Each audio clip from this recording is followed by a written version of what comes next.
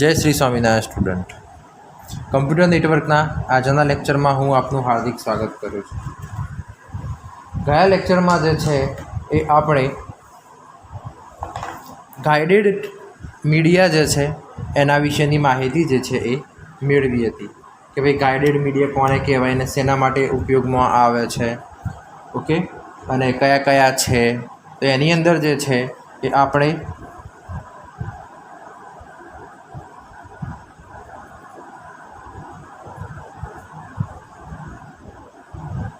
Fibre optic, एना पछी coaxial cable, एना पछी आपणे जे छे ए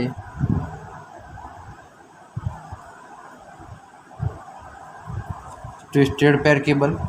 आ जे छे ए एना विशेनी माहिती जे छे आपणे जोई हती।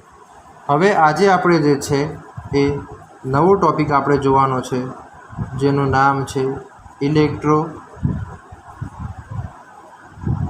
Magnetic spectrum. ओके, तो इलेक्ट्रोमैग्नेटिक स्पेक्ट्रम जे छे एटले कि आपणे लखी दઈએ कि इलेक्ट्रो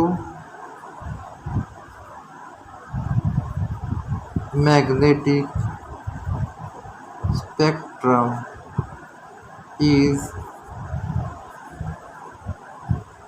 unguided transmission media। એટલે કે ઇલેક્ટ્રોમેગ્નેટિક સ્પેક્ટ્રમ જે છે એ કેવો છે તો કે અનગાઇડેડ ટ્રાન્સમિશન મીડિયા છે। ઓકે, સાથે એટલે કે આપણે એક વસ્તુ ખાસ યાદ રાખવાની છે કે ભાઈ અનગાઇડેડ ટ્રાન્સમિશન મીડિયા આપણે અત્યારે જે છે ભણી રહ્યા છીએ। ઓકે, સાથે જે છે એ ઇલેક્ટ્રોમેગ્નેટિક સ્પેક્ટ્રમ છે શું તો કે electromagnetic spectrum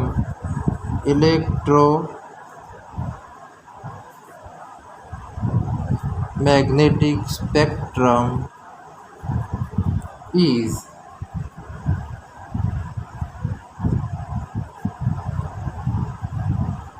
made up of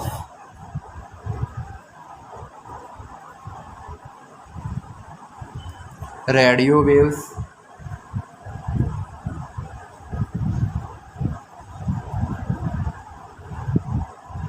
microwaves,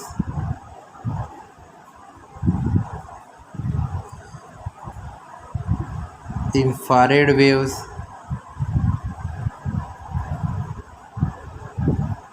visible light,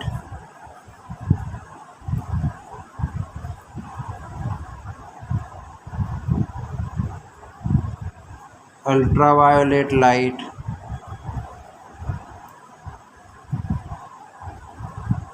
and even X-rays and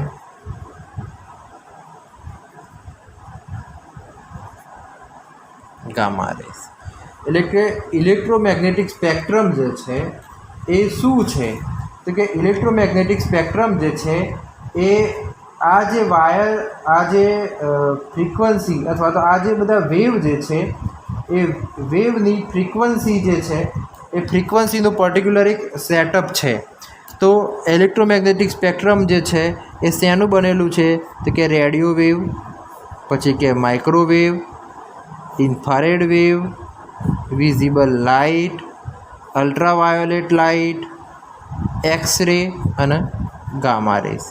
તો આટલા જે છે એ આટલાનું ઇલેક્ટ્રોમેગ્નેટિક સ્પેક્ટ્રમ બનેલું છે। ઇલેક્ટ્રોમેગ્નેટિક સ્પેક્ટ્રમ એટલે શું? એકચ્યુઅલી આ જે વસ્તુ જે છે શું તો કે જે આ જે રેડિયો વેવ છે ઇલેક્ટ્રોમેગ્નેટિક રેડિયો વેવ છે, માઇક્રોવેવ, ઇન્ફ્રારેડ વેવ, તો આ પર્ટિક્યુલરની એક વેવ લેન્થ છે અને આ વેવ લેન્થ જે છે એ વેવ લેન્થની પર્ટિક્યુલર જે છે એ એક એરિયા અથવા તો એક રિજિયનની અંદર આપવામાં આવી છે કે ભાઈ રેડિયો વેવ્સ, તો રેડિયો વેવ્સની જે છે એ ફ્રીક્વન્સી કેટલી તો કે 10⁴ હર્ટ્ઝ ટુ 10⁸ હર્ટ્ઝ ઓકે, પછી કે માઇક્રોવેવની કેટલી, તો કે 10⁸ હર્ટ્ઝથી 10⁻12 હર્ટ્ઝ. પછી કે ઇન્ફ્રારેડ વેવની કેટલી, તો કે 10⁻12 હર્ટ્ઝથી 10⁻14 હર્ટ્ઝ. તો પછી કે અલ્ટ્રાવાયોલેટની કેટલી, તો કે 10⁻14 to 10⁻16. એન્ડ એક્સરેની કેટલી, તો કે 10⁻60 to 10⁻20. અને ગામા રેની કેટલી, તો કે 10⁻22 થી 10⁻24. કહેવાનો મતલબ શું છે કે 10⁻4 થી 10⁻24 સુધીની આખી જે ફ્રીક્વન્સી ખરી એ ફ્રીક્વન્સીનું પર્ટિક્યુલર એક પોર્શનની અંદર ડિવાઈડ કરવામાં આવ્યા છે. અને પર્ટિક્યુલર જે રેન્જ નક્કી કરવામાં આવી છે ડિવાઈડ કરીને, એ રેન્જ જે છે એ range radio wave, microwave, infrared wave, ultraviolet wave, X rays, gamma rays એની અંદર ડિવાઈડ કરવામાં આવ્યું છે. આખું જે 10⁻4 થી 10⁻24 સુધીનું જે છે એને આખું જે છે એને ઇલેક્ટ્રોમેગ્નેટિક સ્પેક્ટ્રમ કહેવાય. અને ઇલેક્ટ્રોમેગ્નેટિક સ્પેક્ટ્રમના પર્ટિક્યુલર 10⁻4 થી 10⁻8 હર્ટ્ઝ ફ્રીક્વન્સીની જે રેન્જ ખરી એ રેન્જમાં રેડિયો વેવ આવે. પછી 10⁸ થી 10⁻12 સુધી માઇક્રોવેવ આવે. 10⁻12 થી 10⁻40 સુધી ઇન્ફ્રારેડ આવે. 10⁻40 થી 10⁻16 સુધી અલ્ટ્રાવાયોલેટ આવે.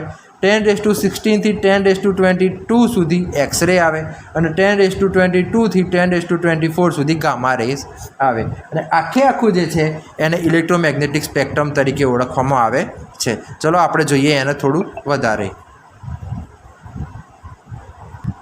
સો આપણે જોઈએ ફોર એક્ઝામ્પલ કે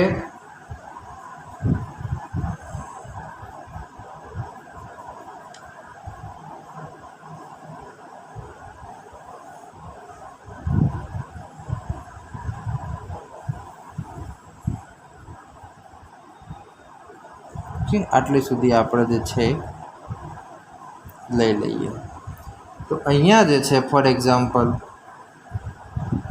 આપણે લખીએ છીએ 10⁻14.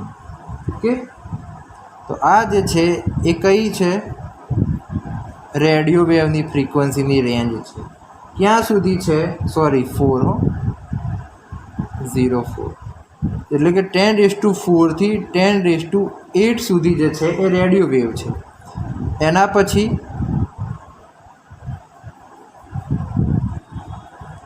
10⁻8 થી 10⁻12 સુધી માઇક્રોવેવ. એના પછી ઇન્ફ્રારેડ, તો કેટલે સુધી, તો કે 10⁻40 સુધી. પછી યુવી એટલે કે અલ્ટ્રાવાયોલેટ વેવ, તો કેટલા, તો કે 10⁻18 હર્ટ્ઝ સુધી. ઓકે, પછી જે છે એ આપણે કહીએ છીએ એક્સરેઝ. તો એક્સરેની કેટલે સુધી છે, તો કે 10⁻22 સુધી. અને પછી જે છે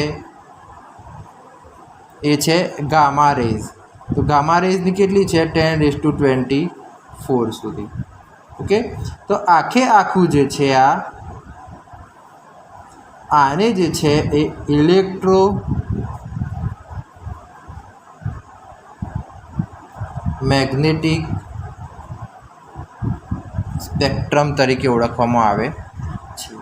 એટલે કે આખું જે છે આને કહેવાય ઇલેક્ટ્રોમેગ્નેટિક સ્પેક્ટ્રમ, કે જેની અંદર જુદા જુદા પ્રકારના રેઝ જે છે એમનો સમાવેશ કરવામાં આવે છે.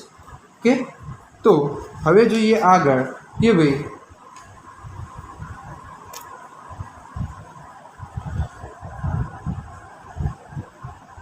ભાઈ all of this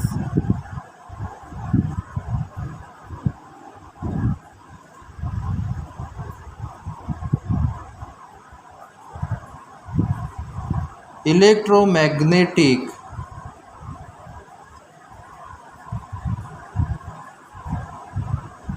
waves are similar in lot of important ways. કે એટલે કે ઘણા બધા રીતે ઇમ્પોર્ટન્ટ છે. કેવી રીતે? તો કે ફર્સ્ટ શું?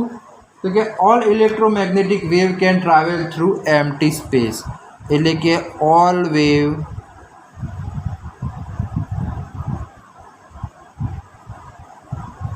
ટ્રાવેલ થ્રુ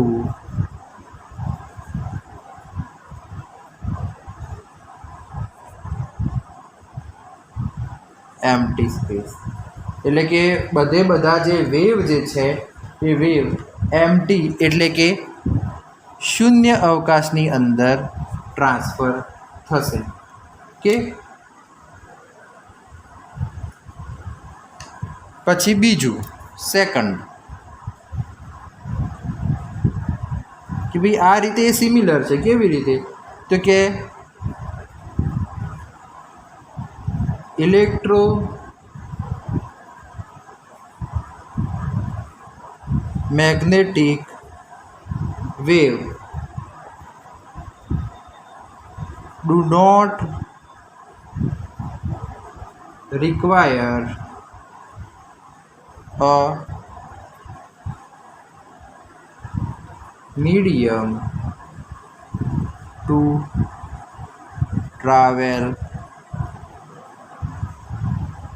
through, એટલે કે ભાઈ એમને ઇલેક્ટ્રોમેગ્નેટિક વેવને મીડિયમની જરૂર પડતી નથી. Do not require medium to travel through, એટલે કે ઇલેક્ટ્રોમેગ્નેટિક વેવ જે છે એમને ટ્રાન્સફર થવા માટે અથવા તો એક જગ્યાએથી બીજી જગ્યાએ ટ્રાન્સફર થવા અથવા તો ટ્રાવેલ કરવા માટે એમને મીડિયમની જરૂર પડતી નથી. This is pretty important because if the electromagnetic wave could not travel through empty space, then the light and heat from the sun would not be able to reach us here on earth. એટલે કે જો electromagnetic wave જે છે એ શૂન્ય અવકાશમાં જો transfer ના થઈ શકતા હોત તો આપણને જે છે એ સૂર્યપ્રકાશ અથવા તો પ્રકાશ અને ગરમી જે છે એ પૃથ્વી પર મળી શકે નહીં. કારણ કે આપણા પૃથ્વી પર જે સૂર્યપ્રકાશ અને જે ગરમી આપણને મહેસૂસ થાય છે, જે ફીલ થાય છે, એ ગરમી જે છે એ આ ઇલેક્ટ્રોમેગ્નેટિક વેવ શૂન્ય અવકાશમાં ટ્રાન્સફર થઈ શકે છે અથવા તો ટ્રાવેલ કરી શકે છે એ વસ્તુને આભારી છે. સાથે ઇલેક્ટ્રોમેગ્નેટિક વેવ જે છે એ એની ઝડપ જે છે એ ટ્રાવેલ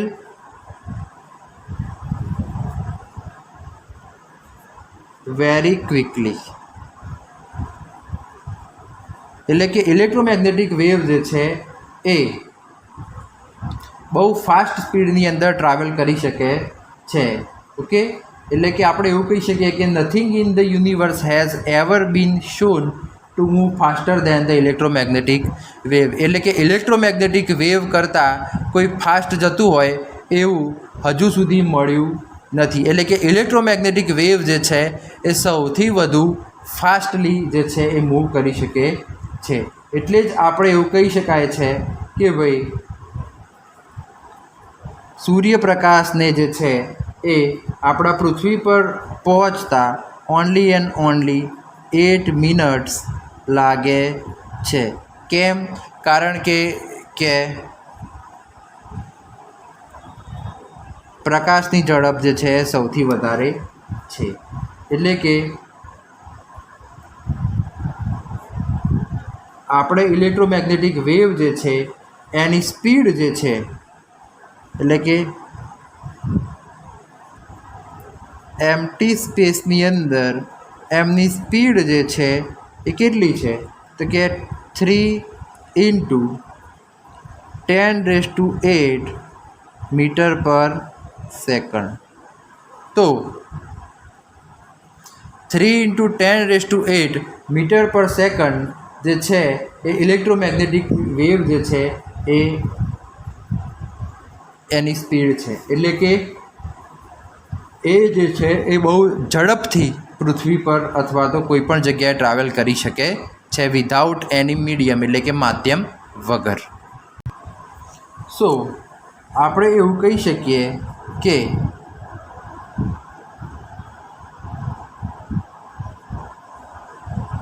ઇલેક્ટ્રોમેગ્નેટિક વેવ જે છે એ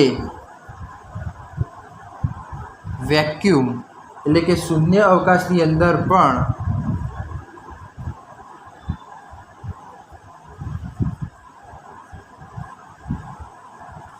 એક્સ્ટ્રીમલી ફાસ્ટ એટલે કે બહુ જ ઝડપથી જે છે એ ટ્રાવેલ કરી શકે છે. સાથે જે છે એ એમની સ્પીડ જે છે એ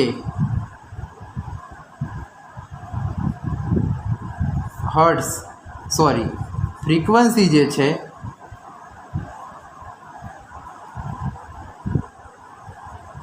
એ હર્ટ્ઝમાં માપવામાં આવે છે અને એમની વેવલેન્થ જે છે એ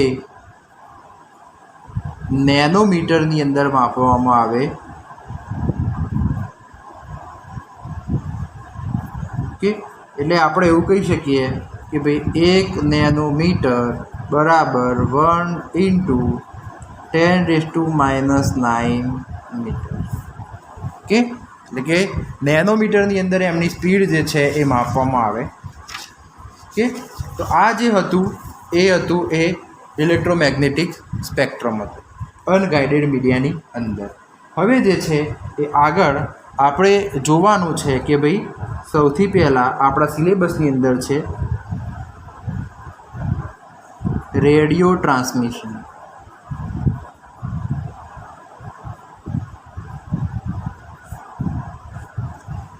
ઓકે, એટલે કે હવે આપણે જોઈશું રેડિયો ટ્રાન્સમિશન.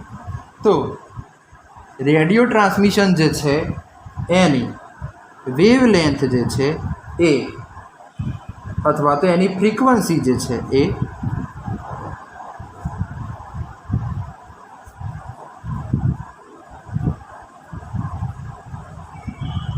કેટલી છે તો કે 10 કિલોહર્ટ્ઝથી 1 ગીગાહર્ટ્ઝ સુધીની એની ફ્રીક્વન્સી છે. એટલે આપણે એવું કહી શકીએ કે 10⁴ હર્ટ્ઝથી 10⁸ હર્ટ્ઝ સુધીની એની ફ્રીક્વન્સી છે. ઓકે, રેડિયો વેવ જે છે એ એના જે પ્રકાર જે છે ટાઈપ્સ ઓફ રેડિયો વેવની વાત કરીએ તો સૌથી પહેલાં જે છે એ છે શોર્ટ વેવ. પછી સેકન્ડ નંબરની અંદર છે એ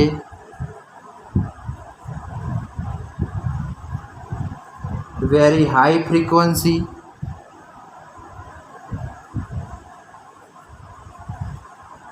કે એટલે કે VHF કે જે જનરલી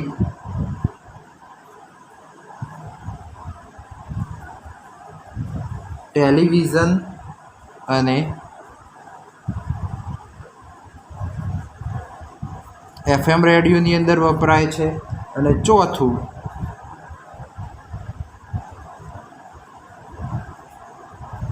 અલ્ટ્રા હાઈ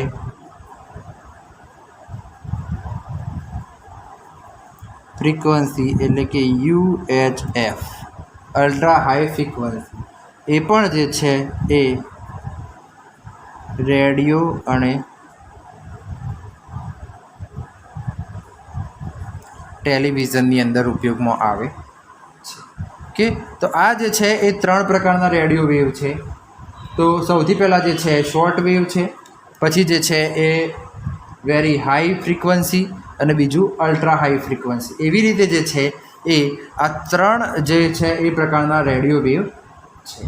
ઓકે, હવે આપણે જે છે એ આગળ એના વિશે જોઈએ છીએ કે રેડિયો વેવ જે છે એ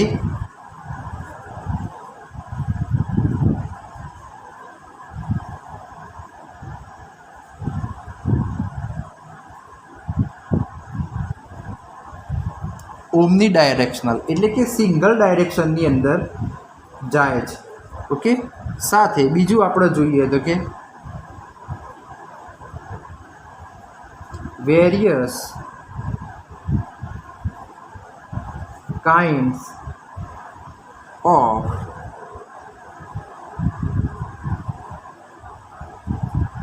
antennas can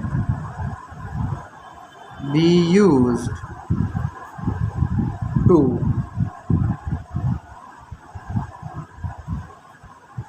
broadcast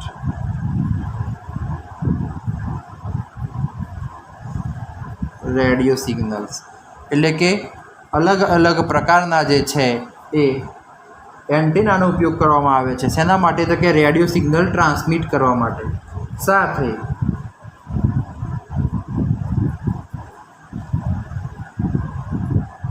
the power of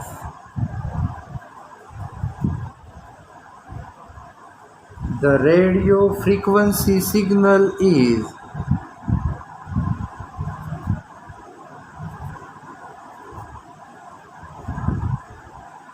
determined by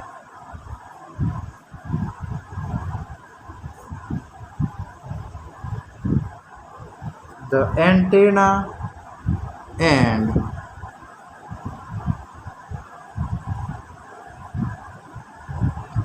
transceiver. Okay, એટલે કે જે પાવર જે છે રેડિયો ફ્રીક્વન્સી સિગ્નલનો એ શેના ઉપરથી નક્કી થાય? તો કે એન્ટેના અને ટ્રાન્સ રિસીવર ઉપરથી. એટલે કે અ ડિવાઇસ કે જે ટ્રાન્સમિટ અને રિસીવ કરે છે. ઓકે, શેના થ્રુ?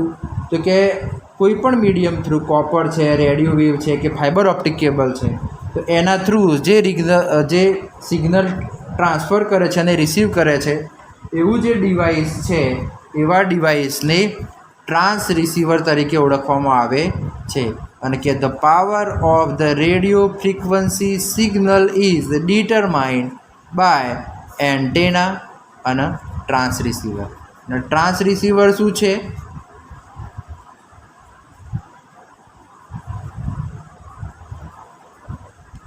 તો ટ્રાન્સ રિસીવર જે છે એ એક ડિવાઇસ છે કે જે શું કરે છે? તો કે ટ્રાન્સમિટ એન્ડ રિસીવ કરે છે. શેને? તો કે રેડિયો વેવ સિગ્નલને. શેના થ્રુ? તો કે કોપર વાયર હોય, ફાઇબર ઓપ્ટિક હોય કે રેડિયો વેવ હોય. ઓકે, એટલે કે ટ્રાન્સ રિસીવર શું છે? તો કે એક એવું ડિવાઇસ છે કે જેના થ્રી આપણે કોઈ પણ માધ્યમનો એટલે કે કોપર છે, રેડિયો વેવ છે કે ફાઇબર ઓપ્ટિક કેબલ છે એનો ઉપયોગ કરી અને આપણે જે છે એ સિગ્નલ ટ્રાન્સમિટ કરી શકીએ છીએ. ઓકે, હવે સાથે જે છે એ એની થોડી આપણે કેરેક્ટરિસ્ટિક જે છે એ પણ જોઈ લઈએ એટલે વાંધો આવે નહીં. એટલે સૌથી હવે આપણે જે છે એ જોઈશું કે ભાઈ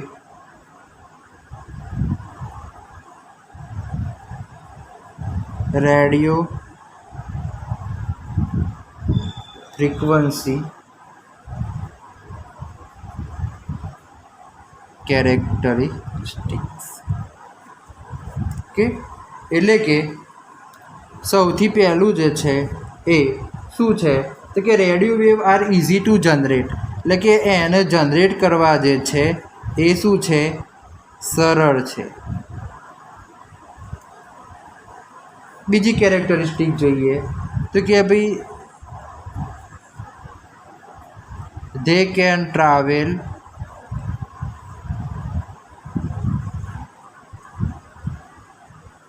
in a long distance. એટલે કે બહુ દૂર સુધી જે છે એ જઈ શકે છે. પછી ત્રીજું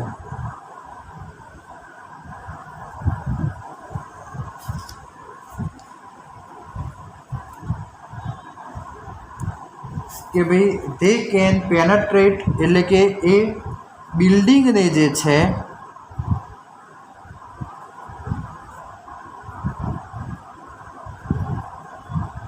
ઇઝીલી પાસ થઈ શકે છે. ઓકે, એટલે કે એની આપણે એવું લખી શકીએ કે ભાઈ they can penetrate buildings easily, so they are widely used for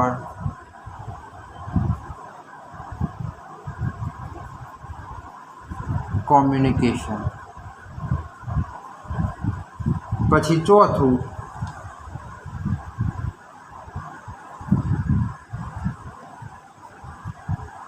they can travel in all direction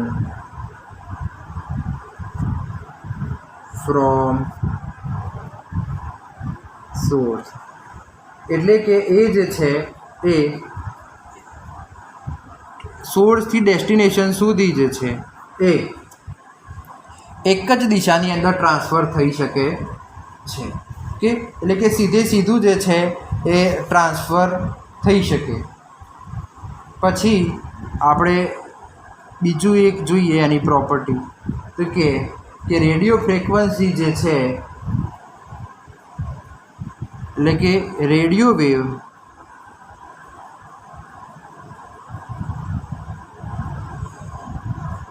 R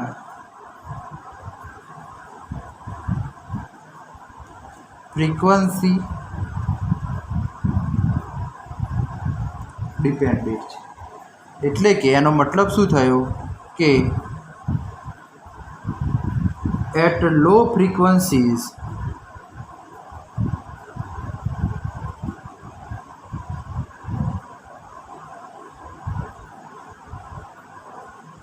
radio wave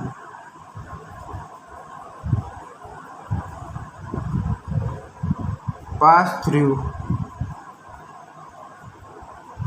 obstacles well, but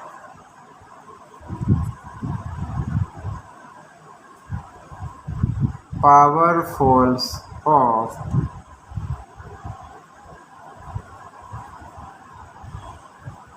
sharply with distance from the source. કે એટલે કે ઓછી ફ્રીક્વન્સીએ પણ આપણા રેડિયો વેવ જે છે એ obstacle જે છે એને સરળતાથી પાસ કરી શકે છે, પણ પાવર જે છે એ ડિસ્ટન્સ જે છે એ ડિસ્ટન્સ સાથે શું કરે છે, ફોલ એટલે કે નીચો થઈ જાય છે. ઓકે, અને સાથે સાથે બીજી એક વસ્તુ યાદ રાખવાની છે કે ઊંચી ફ્રીક્વન્સીએ રેડિયો વેવ જે છે એ subject to interference from motors and other electric equipment, એટલે કે હાઈ ફ્રીક્વન્સી જે છે એ ઇન્ટરફિયરન્સ ઓફ મોટર અને ઇલેક્ટ્રો ઇક્વિપમેન્ટ જે છે એના પર આધારિત છે. સાથે લો ફ્રીક્વન્સીની અંદર અથવા તો મીડિયમ ફ્રીક્વન્સી રેન્જની અંદર જે ડેટા ટ્રાન્સફર જે છે એનો ઉપયોગ થતો નથી, કારણ કે એની બેન્ડવિડ્થ જે છે એ બહુ નાની હોય છે. એટલે આ વસ્તુ એક ખાસ યાદ રાખવાની છે કે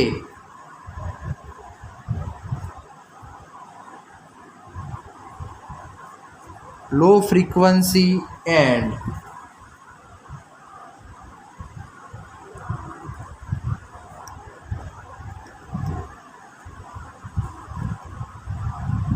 મીડિયમ ફ્રીક્વન્સી રેન્જ જે છે એ